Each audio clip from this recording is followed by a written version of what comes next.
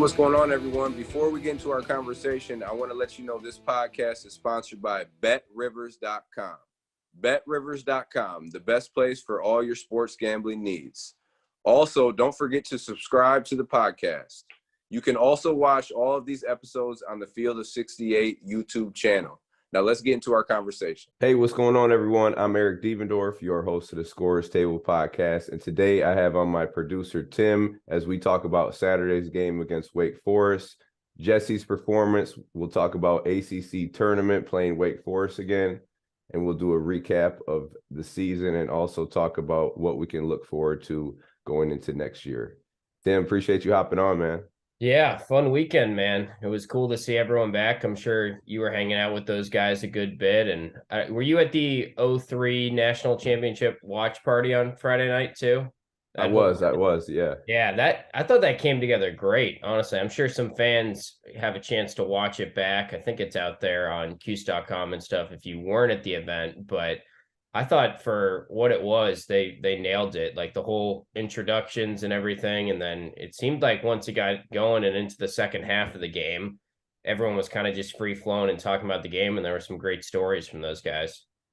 Yeah, it was pretty awesome. It was a good crowd, but just seeing all those guys back, obviously Melo, I know people were super excited to see him, Hakeem, Josh Pace, Wes Duaney, and then obviously GMAC and coach and all them. But it was just a good night to reminisce. And obviously with all the negativity surrounding the program and talks about coach stepping down, I think it was a good night for him, for the program, and just Syracuse fans in general to kind of, talk about the 03 National Championship and obviously, have some of the all-timers from Cuse come back and talk about it as well. So a good weekend. And then, followed up the next night with a great win against Wake Forest. So, I think, the guys were actually, they were there too. They were up top. And obviously you heard at the end when Melo was kind of speaking directly to him. I wouldn't say that, that got him the win, but I think it definitely, put some things in perspective for those guys. And because they've been struggling, man, we got a bunch of young guys and, the media can be tough. So we know it can be tough mentally on those guys. And they're kind of look like they're playing worn down a little bit. So going into a Saturday, it was just good to see them have that energy and build some more momentum going into the ACC tournament Wednesday versus Wake Forest again.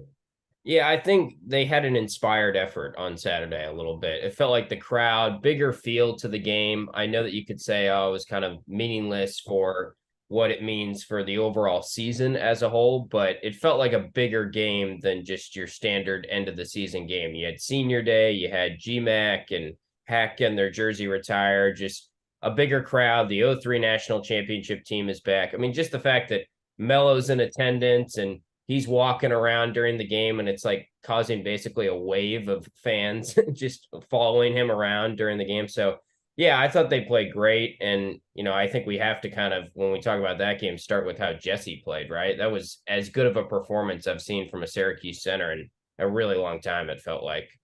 In a long time. Yeah, 27 and 20, 11 for 15 from the field. I think he had 5 blocks. I mean, he showed what, he was really doing the whole year. I mean, besides those last, he would say 5-6 games, he wasn't playing up to par like he had been, but he went back to the beginning of the year and what he was doing most of the year, just being dominant on both ends of the floor, blocking shots, changing shots.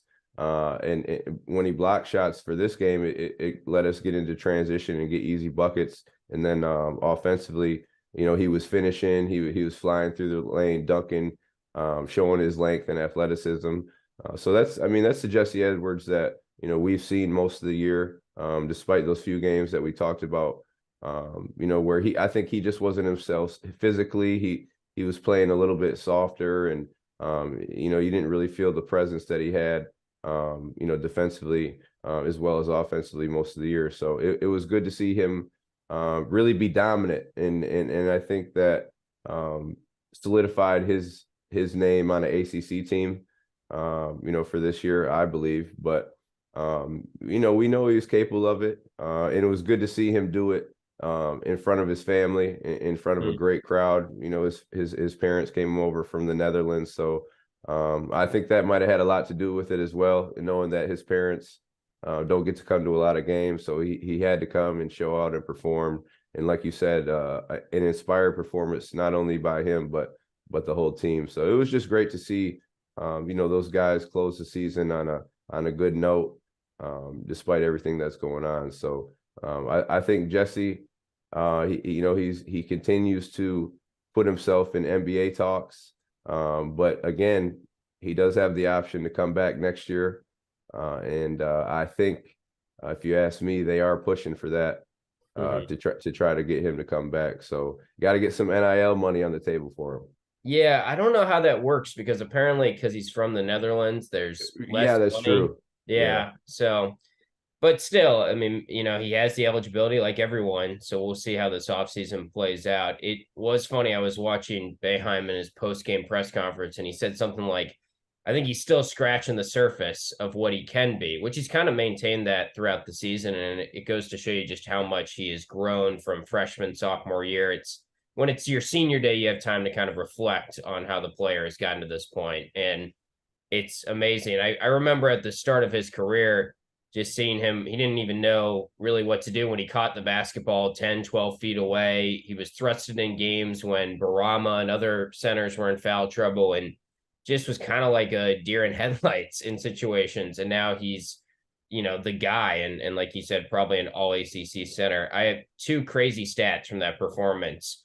One is it was the first 2020 game since Paul Harris did it in the game you played in, which was the 6 overtime game. So he had a little bit more time for his first 2020 game from a Syracuse guy since then. Right. Yeah. I think Paul missed a couple more layups than Jesse in that game. A lot. Yeah, he did. But still, he did get to 2020, and that was the first time a Syracuse guy did it when Jesse did it this past week. And then this one shocked me. Only ACC player in the last 25 years to have a game where there was at least 25 points, 20 rebounds, and 5 steals, which I guess, I mean, the 5 steals I think is really rare to get when you're talking about a big and putting up 20 plus rebounds and that many points. And I think he had 2 blocks in the game too. So, but he was super efficient, just an all around great game that shows you kind of what he has brought to the program for the last couple of years. Yeah. Oh, okay. So 5 steals. I said 5 blocks. So 2 blocks, 5 steals. Yeah, that is impressive right there. 5 steals on the center position. I guess that's partially the zone. You're a little more willing, or there's more steal opportunities maybe in a zone, but still, I mean, to get 5 steals and then also have 27 and I think it was 20 total rebounds at the end of it is just absurd. And I know a couple of those steals were, you know, him stepping up in the high post and deflecting that high post entry pass. So, you know, for him just to show his mobility, and you got to shout out Coach Griffin, man, because he's the guy that's been really working with him from day one. You know, he's the big man coach. And like you said, Jesse was like a baby deer, you know, coming in his freshman year. He really didn't know what to do when he got on the court. But I think from then till now, he's been one of the most improved players that's came through Syracuse. I mean, if you look at his freshman year, and he really didn't know what to do at all out there. You know, like he caught the ball, and like you said, he was like a deer in headlights, and to now where he's one of the main guys. You know, they're getting plays for him in the beginning of the game to go right to him and kind of set the tone. And obviously he still has a lot of work to do and a lot of room to grow, which is good news for him. You know, obviously as he wants to further his career in the NBA. I think if he adds some weight, that'll make a huge difference.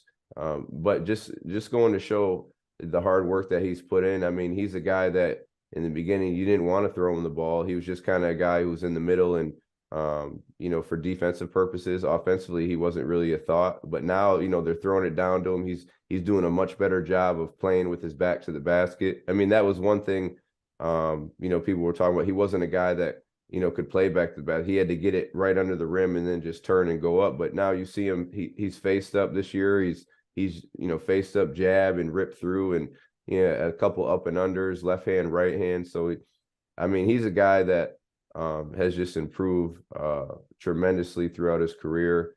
And besides that, one of the best kids, just a really good dude. I mean, all the times that I've talked to him, super polite, and just a first class kid, man. So if you want anyone to see it to happen to anyone, I think it would be him, man. Just the success that he's had, and hopefully they can figure out. I know, like you said, the NIL with him being for overseas. I guess they have to go. What they do is they play games overseas or something like that to where they can pay him There's got during to be that. a way, right? I Yeah, mean, it yeah. has to be a way. And if they want him to return next year, I think they need to figure it out. And I think for Jesse, him being a big man, they can't really put on like, oh, he's older, he's this, he's that.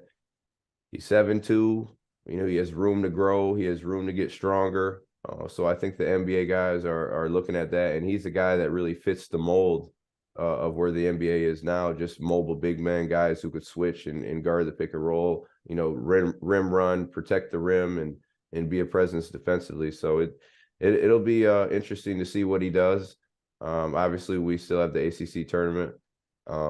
But if he returns for next year, I think that'd be a big boost for the team. I totally agree. And the point you made about Griff, I think is a good one, and how it was not that long ago. And I think we kind of forget that there was a big narrative around the program and the team that why do we have Griff coaching the bigs when he wasn't a big himself, right? And it got really overblown. And there were some years there where the center position was the talked about position of us lagging behind the competition. And now, in when we were having those discussions, it was, gosh, what I just killed to have Raheem Christmas in that season back, right? And we were talking Right. about that so much, like it was some season that was in the long past when it was really only 2-3 years ago. And now you look at the end of this year, Jesse had 13 double doubles this year. Raheem Christmas in that 2014-15 season had 12 double doubles. So he's had the most double doubles of any player, tied with Brissett with the 13 in one season, and he still has a chance to add some more, of course.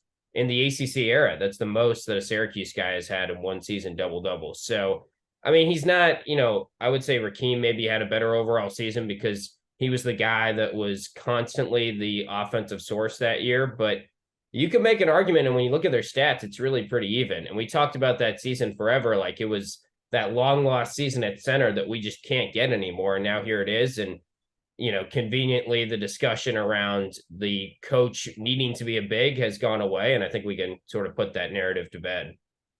I mean, historically too, if you look at Syracuse, our bigs aren't guys that we're feeding the ball a lot. I mean, you talk about Raheem and Jesse this year, and really both of those teams were kind of similar as far as records. I think Yeah. Yeah, they it's a good both point. they both struggled and up and down. And when we have great teams, it's usually coming from our guard play. You know what I mean? We're usually getting a lot of scoring from our guards and our forwards, and then that big is a guy who really can set the tone defensively in the middle and help us get out into transition with block shots, deflections, and things like that. But speaking on Griff, I think obviously it's a guy who played the position. He knows it.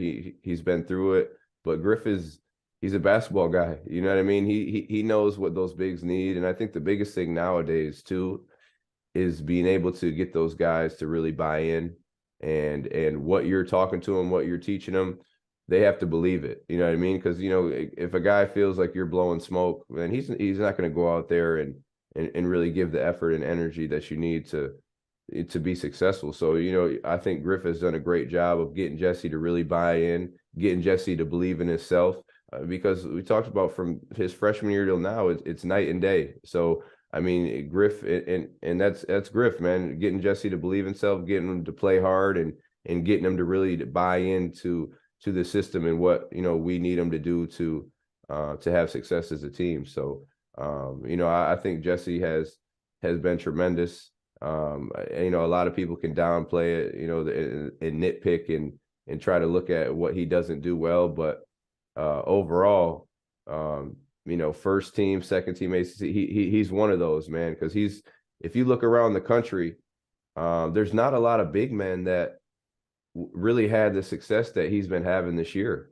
Despite those few games where he wasn't playing good, and even going into the year, when he broke his wrist, you know what I mean, how he was playing, like he was one of the better big men in the country, just as far as stats and performance and impact on the team. I don't think that is getting talked about enough. I don't know why it gets overshadowed, but he's had a hell of a career, and like I said, I think he's the guy that's really he's one of the most improved guys that has come through Syracuse. And I think that's something that we said about Rakeem as well. Yeah, right. And they've had a similar path, in a similar career, but I think Jesse's he's better defensively. So that's why he's really getting those NBA looks, because they know that he can have an impact defensively.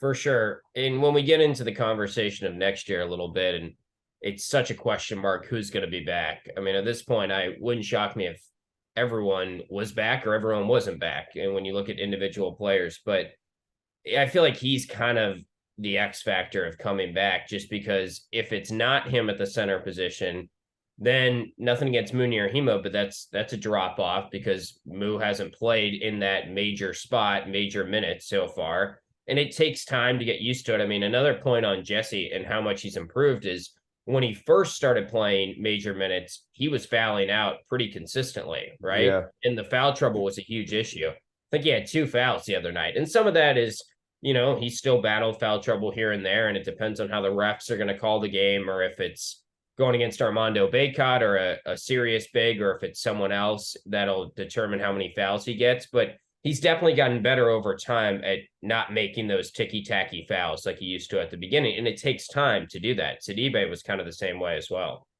Yeah, I think, he's really learned how the refs are going to call the game. He still struggles, when guys are physical with him and they get up on him and bump him. We those last four or five games, besides this last one, Wake Forest, that's what he really struggled with, was the physicality. Guys would stand him up, and now he's standing straight up, no leverage to go turn and get to the rim. And a lot of times that's where you see him miss those little bunnies, when he's just playing straight up and he doesn't have that power to go through it and finish. But no, he's done a great job of figuring out, how he can get around the defender, how he can use his mobility and his quickness and his speed to get around those stronger defenders. And I think a big part of it, like I said, is just knowing how the refs are going to call it, knowing that, I could get away with this, a little push or a little grab, because they're not going to call everything, and they're also going to let you play a little bit. So he's a smart basketball player. I think he's learned from the years of, of following out so much, and he's continued to get better in that area of his game as well. And I think that's, something that people aren't talking about enough, is just him being able to stay on the floor, because, a guy that's big, or a guy that is that big at that height, I mean, offensively, guys are going to be attacking him all the time, going right at his chest, guards. And I mean, he's a focal point in the zone, with the ball getting into the high post, and he's always going to be, looking to be attacked. So I think he's done a great job of, learning how to play when teams are looking to be aggressive at him. So getting into some of the other seniors, and Joe Gerard, of course, is kind of in the same conversation of Jesse. He could come back, he could not. He had an article this week with Mike Waters where he said he basically hasn't been thinking about it yet. He's focused on this season. So we'll see on Joe, but what do you think his legacy will be when it's all said and done now? And maybe this is it for him. We'll say it is. And if it is it, then what's his legacy at that point? Because I know Boeheim was asked about it afterwards, and he said he's been a great 4-year player. He's played his heart out.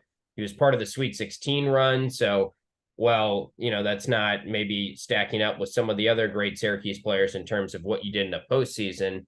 I think his numbers and everything will look even better over time. It's just such a weird one, because obviously the fan base, a portion of them are forever going to not think he was the right guy at the top of the 2-3 zone.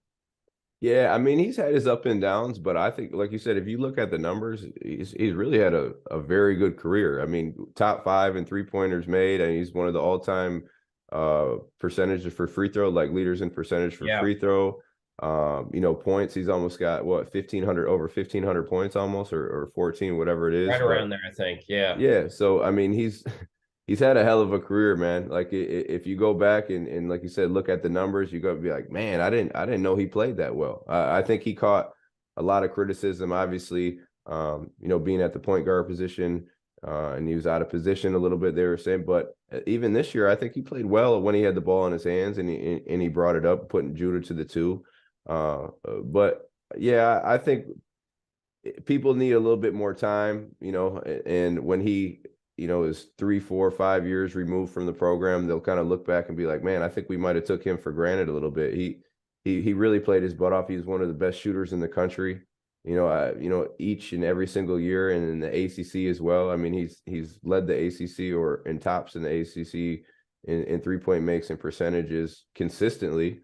Yeah. And And same against tough shots too, right? I mean, and he's tough shots, and yeah. guys are really keyed in on him. He's always drawn the first or second best defender on each team, and that's not easy to play like that. Guys are physical with him, and you got to mention that this year he's definitely improved his to the basket game, putting the ball on the floor. You've seen him getting in the mid post area, being creative there. So I mean, he's a guy that he's improved. I think from last year to this year has been his biggest improvement. And maybe that's due to him, playing off the ball, and he's got a little bit more freedom to just be a scorer and not a decision maker.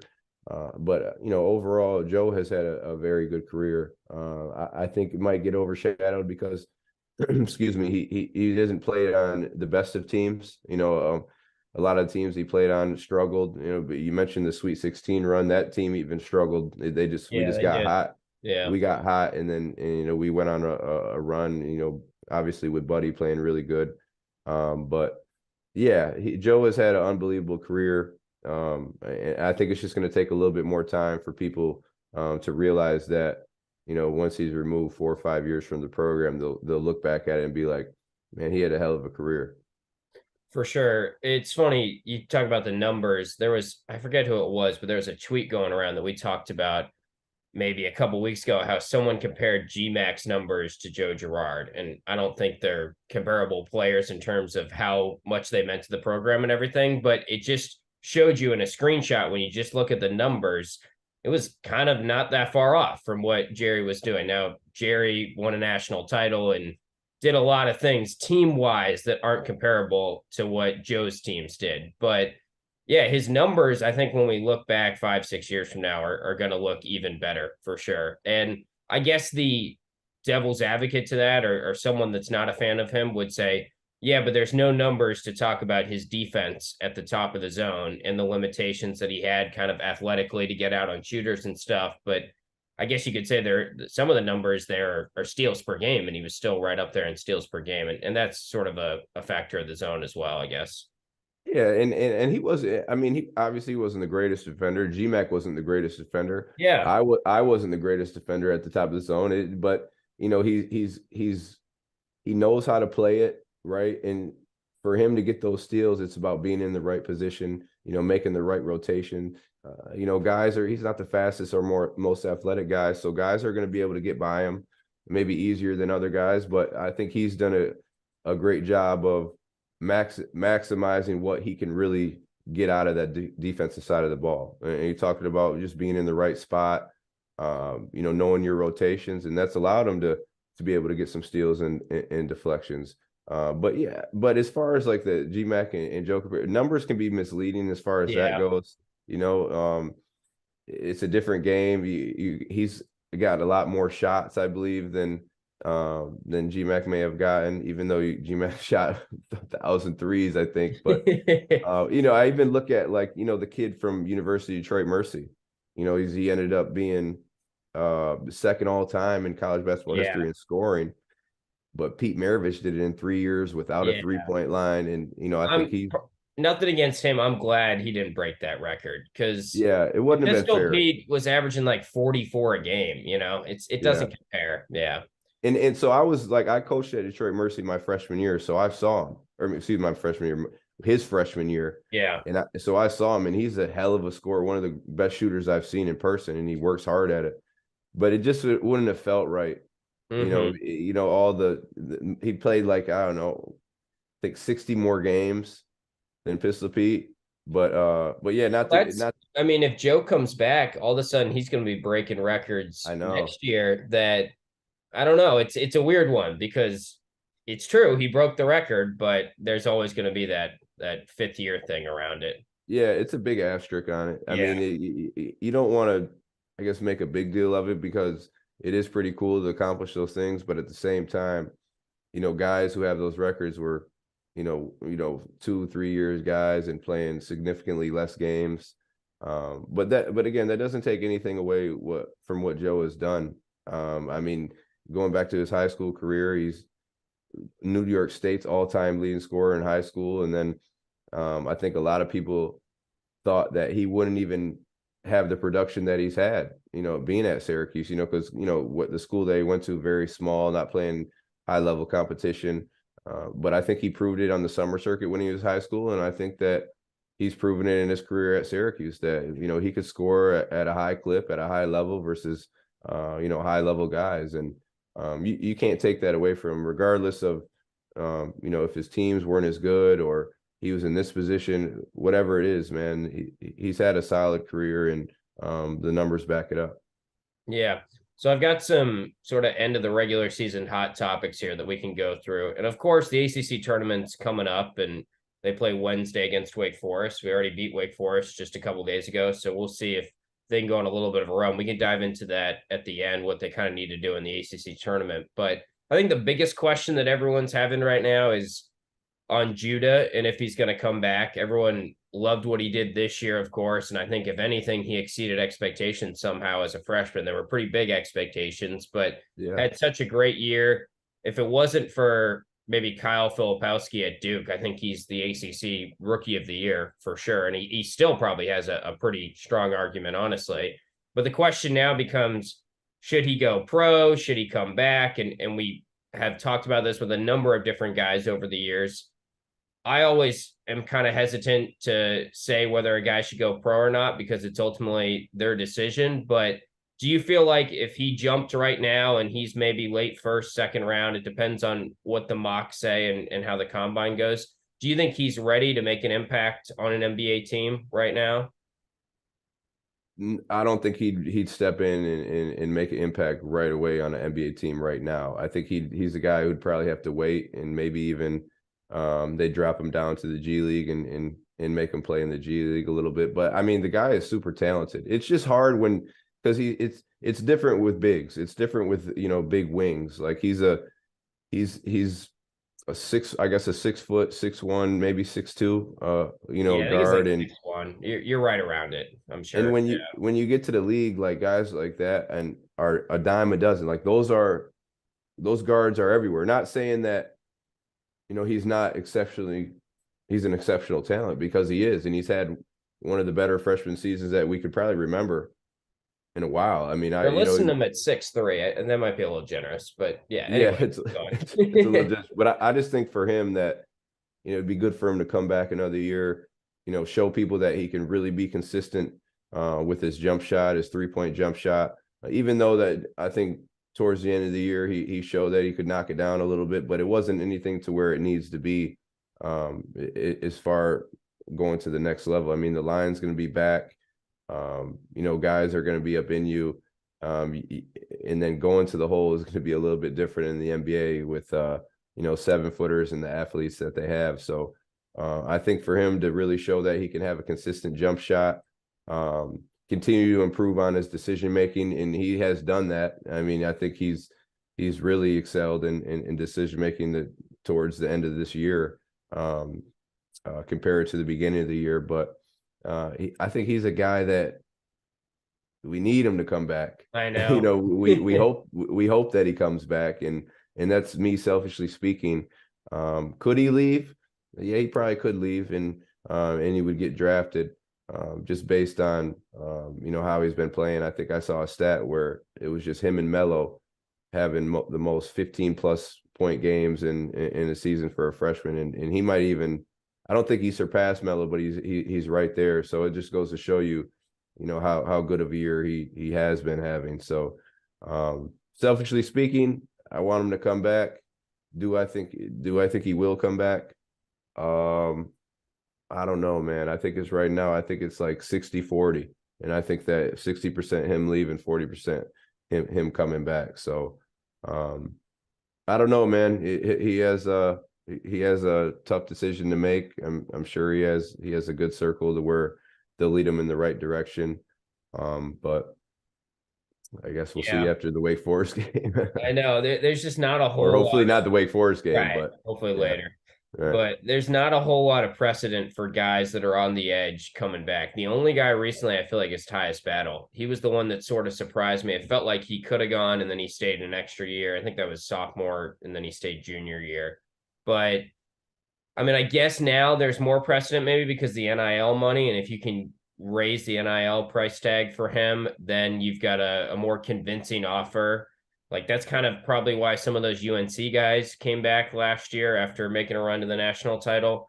But it does feel like if he comes back, if you're the other freshman, not that we don't know what they're thinking right now, but a guy like Chris Bell or even Benny, who's not a freshman but a sophomore, you're just more willing to come back to Syracuse. I feel like if Judah's back, because okay, Judah raises our floor. Like he's a sophomore, he's going to be an all ACC guard, he's going to be running the show, and we have at least some really strong talent no matter what happens with the other guys in the offseason if Judah comes back. So yeah, it's tough. I'm with you. I think it's like 60-40 right now, and in the 60 being he would go just because, if that NBA contract and starting your NBA career a year early, there's something to be said about you're a little more attractive when you're 19 versus 20 years old to NBA scouts. But the case against that is he comes back, he works on his jump shot, and he improves that, then maybe he could be a top 10, top 15 pick next year.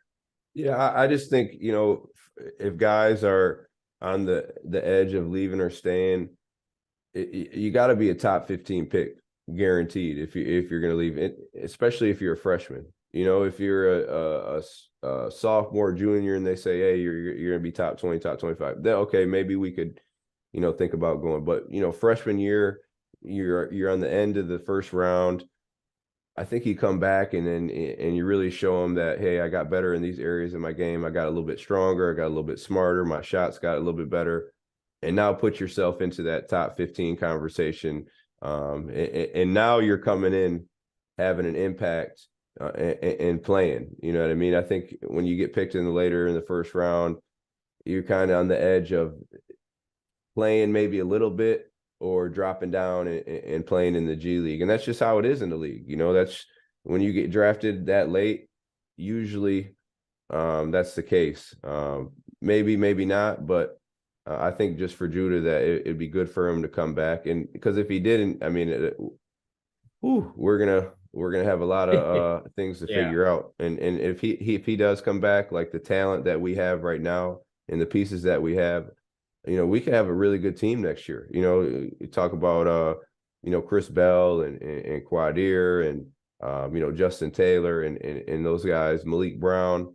They've showed that they're capable of having an impact at a high level, and doing that as freshmen is pretty impressive. I mean, I think fans and Syracuse people in general, they're not looking at like these guys are freshmen, and typically freshmen, they don't come in right away and have the impact or play 30 to 35 minutes. That's not normal. You know what I mean? Usually freshmen, they got to wait their turn, continue to learn the system, get better, get stronger, and then that sophomore year, junior is usually when they really start to have an impact, unless you're a one and done guy. You know what I mean?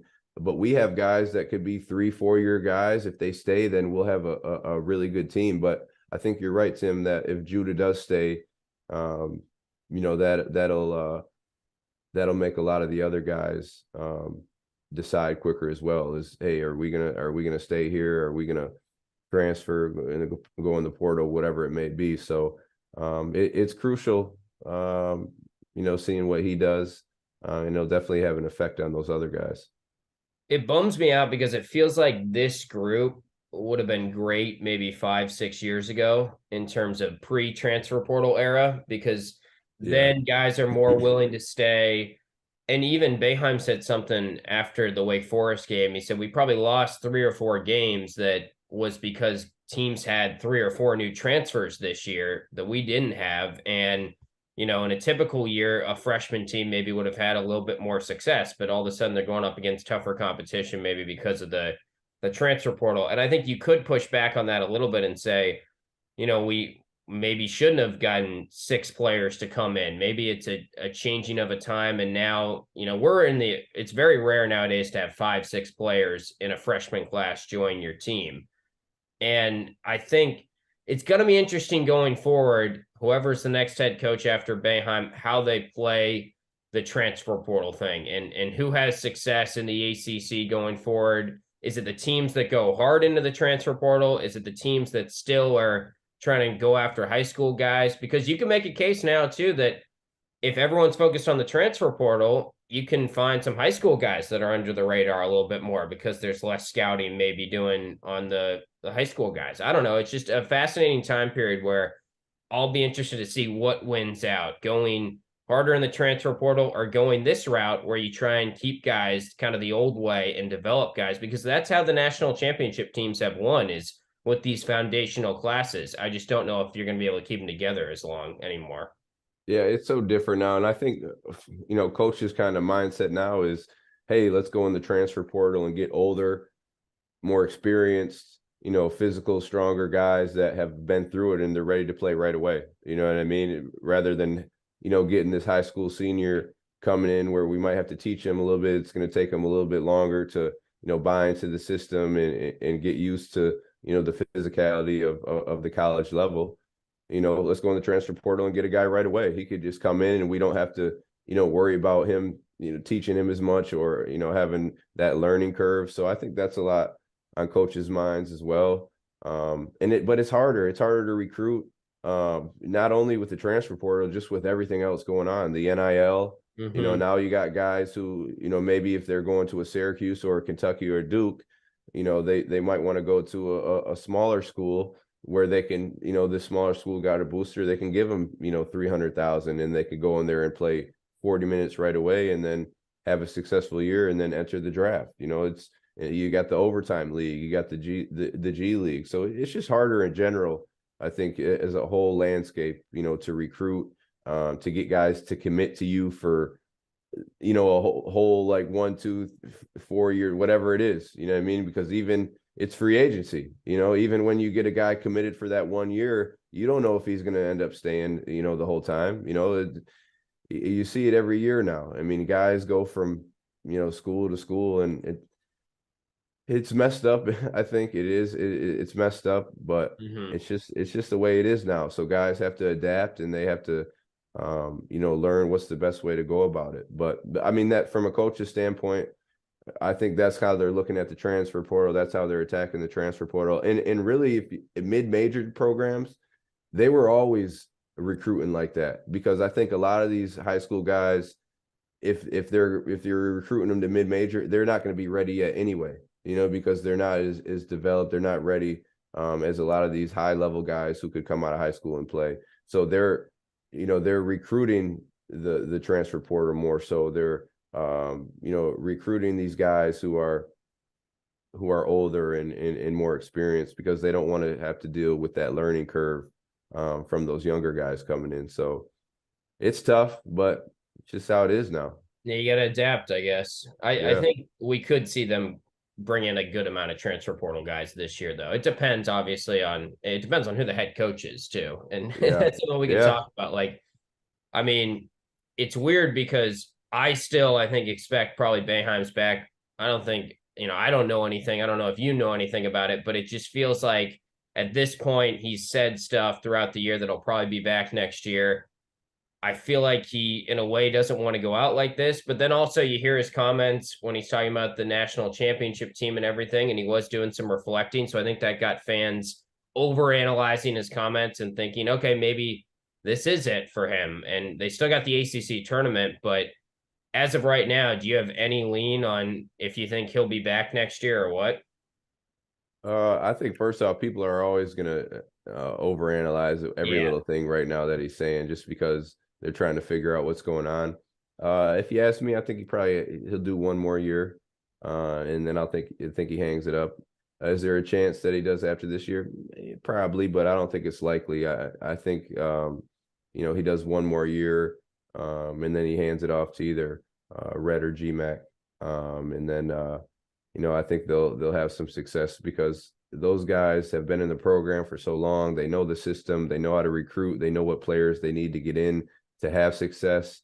And despite what the average fan thinks, we need to go get a big name or that. I don't think that's the case anymore. I think the thing is you need a guy who can get these guys to play for him, guys who can buy into the system, guys who are, high level, high energy, high effort guys. And you have to have the head coach be able to bring that out of them, and whoever it is, Red or GMAC, I think those guys are both capable of doing that. So, yeah, I think Coach, realistically, I think it's probably one more season. And then, either one of those two guys will take over. Yeah, that's a good point. I think I was kind of guilty early on of saying I'd rather see them go outside and bring in a quote unquote big name coach.